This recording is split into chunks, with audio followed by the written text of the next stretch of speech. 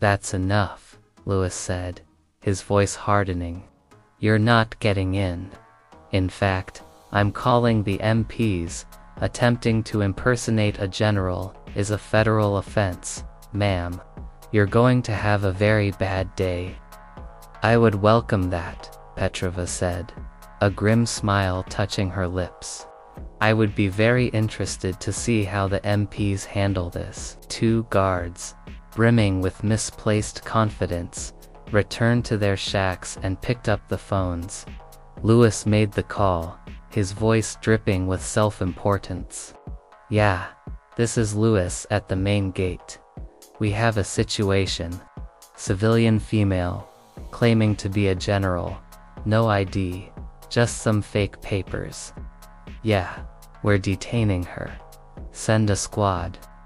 Within minutes, a Humvee painted in desert camouflage roared up to the gate, kicking up dust.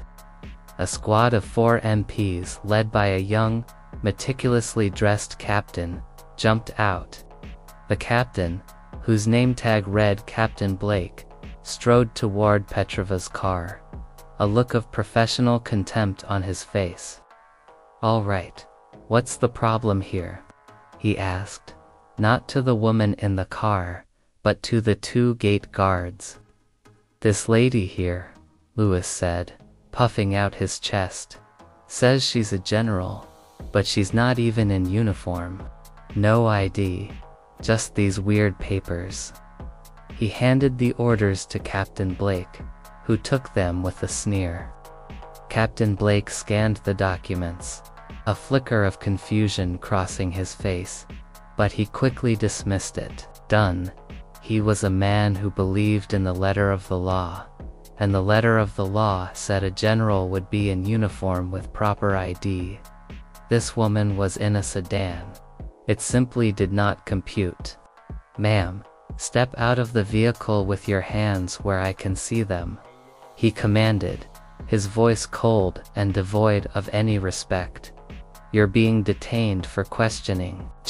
General Petrova's expression remained unchanged. She slowly, deliberately, opened her car door and stepped out. She was not a tall woman, but her posture was impeccable, her every movement radiating a quiet, unshakable authority. She stood with her hands at her sides, watching them. Captain Blake walked up to her, his face a mask of stern impatience. Listen, lady, I don't know who you think you are, but you're in a heap of trouble. I'm going to need your full name, your social security number, and every piece of identification you have. Petrova looked him dead in the eye. Captain, I have presented you with my orders. Your duty is to verify those orders and, upon confirmation, to grant me entry. You have failed to do so. Instead, you've chosen to escalate this into a hostile detention. I am the one who gives orders here. Blake shot back, his face reddening. You're in my custody now. I will not have my authority challenged by a civilian who thinks she can play dress up.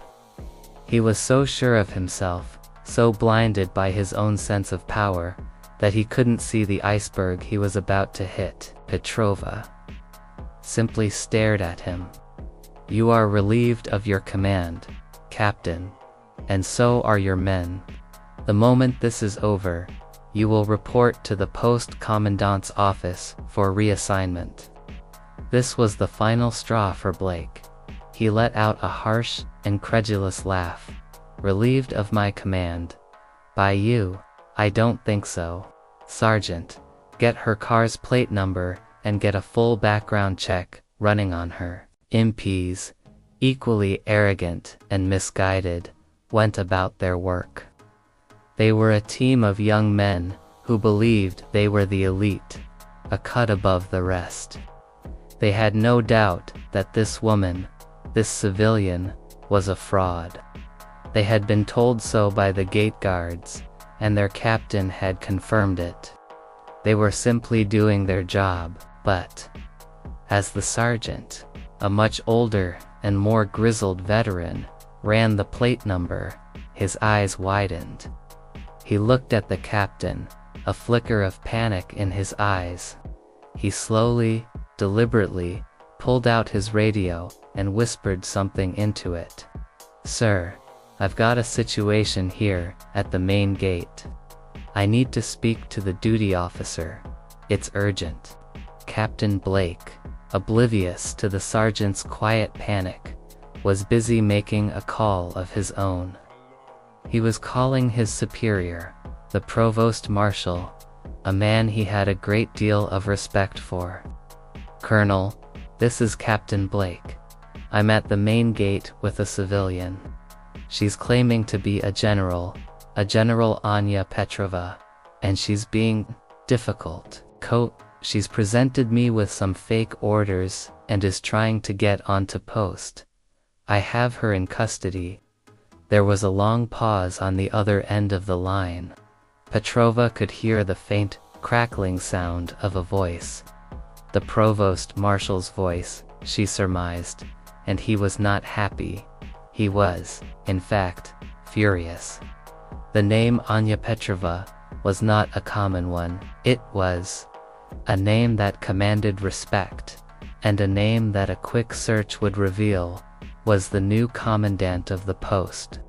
"Captain," the provost marshal's voice, now a booming shout, came over the line. "I want you to listen to me very carefully. You are to stand at attention, salute her, and give her every courtesy you have ever given anyone in your entire career. She is not a civilian. She is General Petrova, and she is now in command of this post. You have just detained your new commanding officer. You are relieved of your duties, effective immediately, and you will be confined to quarters until I tell you otherwise." "Understood." Captain Blake's face went from red to ashen in an instant. He slowly, numbly dropped the phone.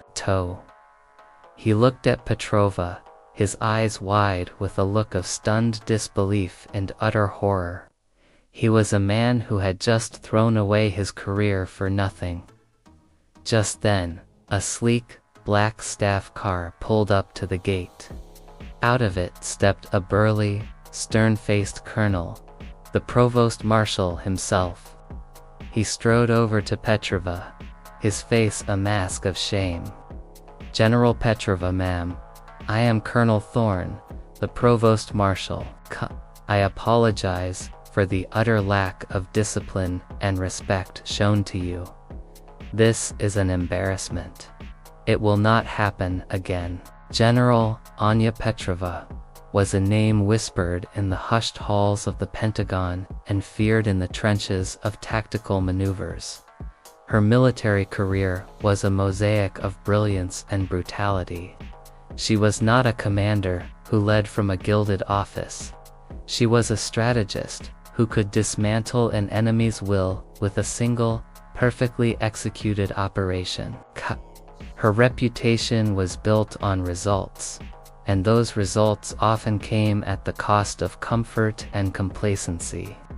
Her methods were unforgiving, her standards impossibly high, and her command presence could make even the most seasoned officers sweat. Her newest assignment was the venerable Fort Caldwell Military Academy, a place steeped in history and tradition. Fort Caldwell was supposed to be the jewel in the Army's crown, a hallowed ground where the next generation of leadership was forged. In recent years, however, it had become a sanctuary for mediocrity. Reports from internal auditors detailed a pattern of systemic failures, academic cheating scandals, lax discipline, financial mismanagement, and an overall decay of the institutional ethos. The Academy's commandant, General Sterling, a charismatic but ineffectual leader, had let the rot set in. Petrova's arrival was planned with characteristic precision. She wanted no pomp, no circumstance, no carefully choreographed parade. She wanted to see the Academy's heart without its carefully constructed facade. She flew into a regional airport, rented a simple late-model sedan, and drove the winding country roads herself, dressed in a dark wool coat, a simple sweater, and a pair of trousers. She looked like any other civilian visiting a family member at the post. She had her official orders from the Chief of Staff of the Army, a thick, sealed document, but intentionally left her military identification and credentials out of easy reach. Her plan was to observe the very first point of contact, the main gate, and see for herself if the rumors of a profound lack of discipline were true. As she approached the main entrance, the scene before her confirmed her worst suspicions. The gate, a grand wrought iron structure that should have projected strength and security, was flanked by two small, weathered guard shacks. One young private, Private Lewis, was leaning against a concrete barrier, chatting on his phone, oblivious to the world around him. His partner, Specialist Torres, was sitting on a folding chair outside the other shack, reading a well-worn paperback. Neither of them seemed to notice her until she was barely 50 feet from the barrier. The atmosphere was less military installation and more sleepy parking lot. Specialist Torres finally looked up, squinting in the afternoon sun. He gestured with a lackadaisical wave of his hand. "Hold on, ma'am," he called out, his voice tinged with a bored drawl. "Slow it down." General Petrova eased the sedan to a stop. She rolled down her window, a cool breeze washing over her face. The scent of pine and a hint of diesel filled the air. Torres, a man whose uniform looked more like a suggestion than a requirement, ambled over. He took a moment to finish the page he was reading before dropping the book into his lap. "Afternoon," he said, his tone flat. He didn't ask for identification. He didn't salute. He simply leaned against her car door, as if they were old acquaintances. "What can I do for you?" "I have orders to report to the commandant's office," Petrova said, her voice a low, steady hum. Her eyes, the color of a winter sky, took in every detail: the frayed edge of his uniform cuff, the scuff marks on his boots, the way his weapon was slung with a casual negligence that bordered on dangerous. Torres let out a dry, humorless chuckle. "Orders? We don't get orders dropped off by civilians in sedans. Ma'am, you got an appointment. 'Cause if not, you're gonna have to turn around and come back on a weekday." He was so accustomed to being a gatekeeper, to flexing what little authority he had over visitors, that he saw her as a routine annoyance, not a person of consequence. Petrova's jaw tightened almost imperceptibly. "I can assure you, these are official orders. I need to get inside." Her firm tone did nothing to intimidate him. In fact, it seemed to fuel his arrogance. He took a step back and placed a hand on his hip. "Listen, lady, I've got a job to do, and my job is to make sure unauthorized personnel don't just waltz onto post. You're unauthorized until you show me a valid reason to be here." Petrova reached into her handbag and pulled out the thick, sealed manila envelope. "Coat." She held it out to him. It was heavy, and the wax seal, with its intricate department of the army crest, was impossible to ignore. Torres took it, a flash of annoyance on his face. He fumbled with the seal, finally tearing it open with a satisfying rip. He pulled out the documents, his eyes lazily scanning the top page. It was filled with official jargon, military directives, and, right at the top, the bolded, capital letters: General Anya, Petro, Fea, Commandant, Fort Caldwell Military Academy. He read it, his brow furrowing in confusion. He looked at the paperwork, then back at her. The 2 stars of her rank, listed in the documents, meant nothing to him. To his mind, generals were old men in pristine uniforms, not a weary-looking woman in a simple coat. This is a joke, right? He said, a forced laugh escaping his lips. You're a general, in a rental car, and you don't even have a military idol. At this point, Private Lewis, drawn over by the rising volume of the conversation, sauntered over, his phone now tucked into his pocket.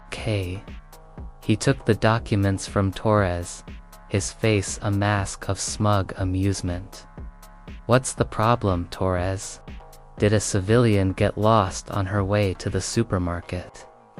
Lewis read the papers, and his expression mirrored his partner's. General, seriously, you've got some guts, ma'am. This is Fort Caldwell, not a cosplay convention. Petrova leaned forward slightly, her voice dropping to a low, dangerous register.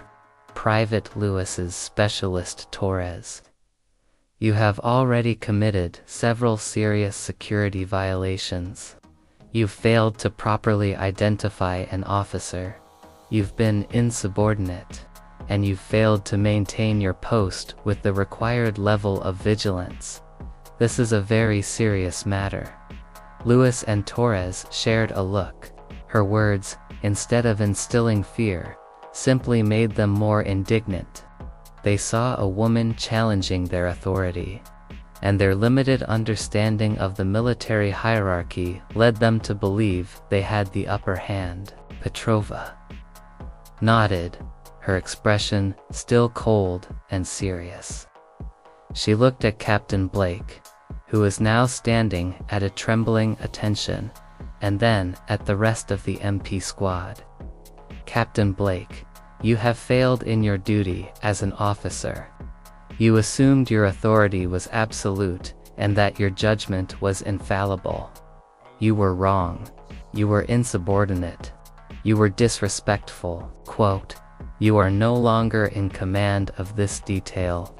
You are to report to my office in 1 hour. You will be held accountable for your actions. She then turned to the 2 gate guards, Private Lewis and Specialist Torres, who were now standing at attention as well, their faces pale with shock.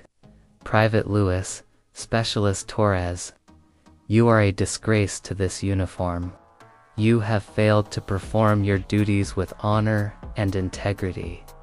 You will both be confined to quarters for the next 72 hours, and you will begin an intensive, round-the-clock remedial training course on Monday. Your careers, and the careers of every soldier at this post, now depend on your ability to learn from your mistakes. With that, she turned back to her car. She looked at Colonel Thorne. I am sure you will have a busy day, Colonel. The rot runs deep. I will be in my office, expecting a full report on the state of this post's security by 1800 hours. Understood, ma'am, Thorne said, a man who had just been given his new marching orders. Petrova got back into her car and drove through the gate, the barrier now raised. As she drove, she could see the entire MP squad, and the 2 gate guards, standing at attention, their heads bowed, their faces a mixture of fear and shame. They were a vivid example of everything that was wrong with Fort Caldwell, and she was here to fix it. She drove past the parade grounds, past the barracks, past the academic buildings. She saw soldiers walking with their hands in their pockets, officers who looked more like businessmen than military leaders. She saw the complacency, the arrogance, the general malaise that had infected the entire post. She arrived at the commandant's office, a grand, historic building with a beautiful lawn. A junior officer, a young captain with a serious face, was waiting for her. He was standing at attention, his uniform pristine. "General Petrova, ma'am," he said, his voice crisp and clear. "I am Captain Miller. I am your new aide-de-camp. I apologize for the incident at the gate." "Don't," Petrova said, her voice softening slightly. "It was a valuable lesson, and a good place to start." She spent the rest of the day in her office, a Spartan room with a simple desk and a large window. She read the reports, the audits, the files on the post's leadership. The rot, she realized, was even deeper than she had imagined. But she was not one to be deterred. The next morning, the post was a hive of activity. The story of the incident at the gate had spread like wildfire. The guards, the MPs, the provost marshal, everyone knew what had happened. The new commandant had arrived, and she was not a woman to be trifled with. The atmosphere on the post was tense, but it was also charged with a new sense of purpose. Soldiers who had been ambling around with a lax attitude were now walking with a sense of urgency. Officers who had been comfortable in their complacency were now nervous and on edge. General Petrova was a force of nature, a storm that had swept through the post, clearing out the cobwebs and the rot. She was a general who believed in leading from the front, a woman who wasn't afraid to get her hands dirty. Her first post-wide assembly was a testament to her command. She stood on a stage, her back straight, her face a mask of cold determination. She spoke about duty, honor, and country. She spoke about the legacy of Fort Caldwell, a legacy that had been tarnished by mediocrity and neglect. She spoke of the need for discipline, not just in the ranks, but in the heart. She didn't mince words. She told them that the days of complacency were over, that the future of Fort Caldwell and their careers depended on them. The soldiers listened intently. They had never heard an officer speak like this before. She wasn't giving a pep talk. She was giving a mission statement. The two gate guards and the MP captain, now confined to their quarters, were a case study in her methods. They were a vivid example of everything that was wrong with the post, and she made sure they were seen as such. They spent the next 2 weeks in a grueling, round-the-clock remedial training program, where they were taught everything from proper gate security protocols to the basic tenets of military leadership.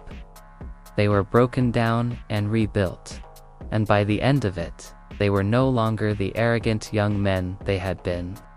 They were soldiers, and they had a newfound respect for their duty and their commander. In a strange way, General Petrova's arrival at Fort Caldwell had been a blessing. She was the storm that had been needed to clear the air. She was a general who had no idea who she was, but now, everyone did.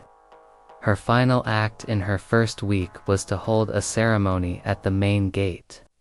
She stood at attention, alongside the newly appointed Colonel Thorne, and watched as the newly disciplined MPs and the two gate guards, now in clean, starched uniforms, stood guard.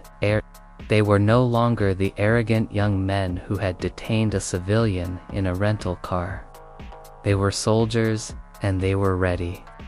As a new vehicle approached the gate, a brand new staff car driven by a crisp, serious-looking major, the soldiers snapped to attention, their movements sharp and precise. They saluted, their hands touching their brows with a professionalism that had been absent just a week ago. Petrova watched, a small, almost imperceptible smile touching her lips.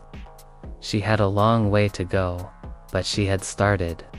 The gates of Fort Caldwell were now secure, and the rest of the post would soon follow.